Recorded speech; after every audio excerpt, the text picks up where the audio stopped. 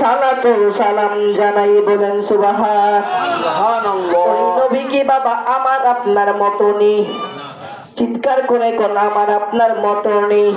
তারা আমার নবীর আমাদের মতো কই, এদের কি ঈমান আসেনি?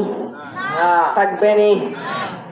আল্লাহ কুরআনুল কারীমের মধ্যে সূরাতুল আল মাইদার 15 নম্বর আয়াতে নোট করে লিখেছেন, আল্লাহ কহে কদ জাআকুম মিনাল্লাহি নূরুন ওয়া কিতাবুম মুবিন। ও আমার বাবা জিরারে, আল্লাহ কয় আমি হুসাইনি কই না, আমার সোহেল বাজানো এই কথা কয় না, আমি আল্লাহ বলতেছে। কোরআন কার বাণী বাবা? কোরআন কার বাণী? কোন সাধারণ মানুষের বাণী? আমার আল্লাহ যা কয় এটা কি মিথ্যা হইতে পারে? চিৎকার করে বলেন মিথ্যা হইতে পারে? আমার আল্লাহ বলতেছে কদ জাআকুম মিনাল্লাহি নূরুন ওয়া কিতাবুম মুবিন। আমি আল্লাহর পক্ষ থেকে একটা নূর এসেছে, আরেকটা কিতাব এসেছে।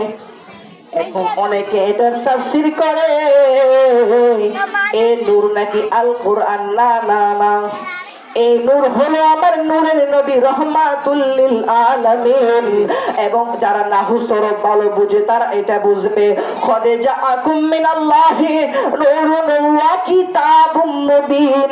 ওয়া দিয়ে আল্লাহ ভেঙে দিয়েছে এবং বলেছেন আমি আল্লাহর পক্ষ থেকে একটা নূর এসেছে, আর একটা কিতাব এসেছে। এই কিতাবটা তো দুনিয়ার কোন সাধারণ বাংলা বই না রে, হে আমার বাবাজিরা গো। এই কিতাবটা কোন সাধারণ বই না, এই কিতাবটার নাম হলো আল্লাহর কোরআন। চিৎকার করে দি সুবহানাল্লাহ। আর যে নূর বলছে রে, নূর হলো আমার, প্রথমেই তো কইলাম আমার রহমাতুল লিল আলামিন। আমার নূরের নবীর কত শান কত মান, আমার আল্লাহ কোরআনে করে দিয়েছেন তা প্রমাণ। কত আয়াত দিয়ে বোঝাবো, আজকে সবকিছু কোরআন থেকে দলিল দিয়ে যাই, নোট করে রাখেন।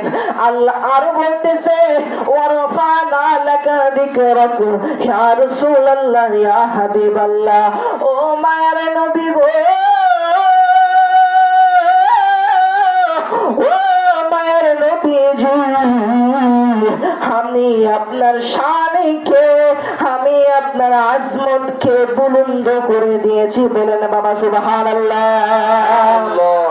এক সাহাবী মাওলা আলীর দরবারে আয়েশা কয় আলী গো,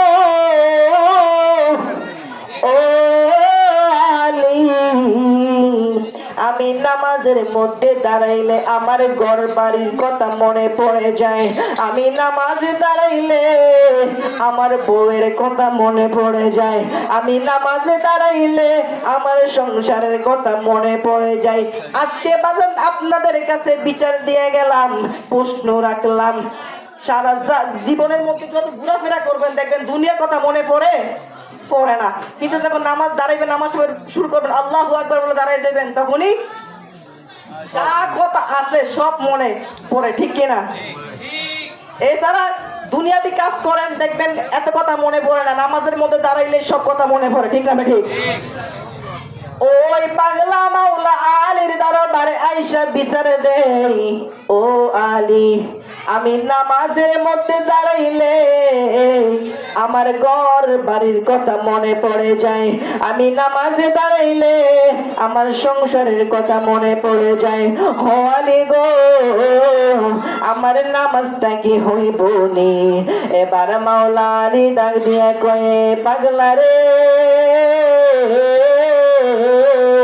তাহলে তো তোমার নামাজ হবে না।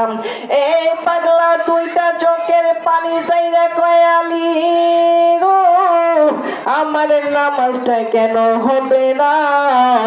এবার মাওলা আলী বলতেছে এ পাগলা, আমার নবী বলেছে তোমরা নামাজ পড়তে হবে, হুজুরি করবে নামাজ পড়তে হবে। আরে নামাজ